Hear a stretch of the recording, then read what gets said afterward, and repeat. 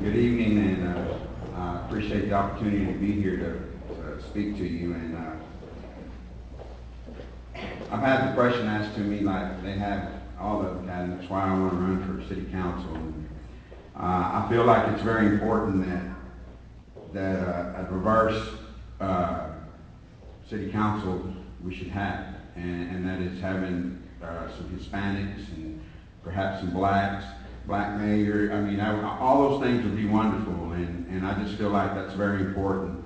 I feel that I've lived here all my life, and I've come and gone. I did serve on the school board for 3 years, and I enjoyed it thoroughly, and it was a great experience for me. And I have a wife. My wife is San Juanita, and I have 3 children. A daughter that attends college at Amarillo Junior College, and then I have 2 children that are 9 and 6, and they both are enrolled here in our school system.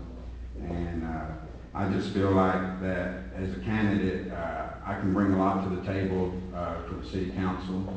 I'm also a member of a vice president of our LULAC council here. We provide scholarships for our students. We are a civil rights organization, but I'm very proud of that organization. We do a lot for our nation, and there's over 750 councils in the United States. So I'm very proud of that also. But the most important thing is as some of the candidates that spoke of, they spoke of the different parts of town, and I've lived in the west part of town and for most of my life. And I just feel like that part of town has always been neglected. I see lots of money being spent, the TIP program over on the south side and the southeast side of Levelland, and I just feel like that we could spend a lot of money over there. First question, sir, is what do you think are the highest priority needs for the city in the next 3 years? Well, actually, I guess I'm running for a 1-year unexpired term, but yeah, I would hope I would get elected, and I feel water is one of our biggest concerns. I do live on the west side of town, and they're currently working on a contamination project right now on that side of town, and I think we need to protect our water resources heavily, and I just feel like that's very important.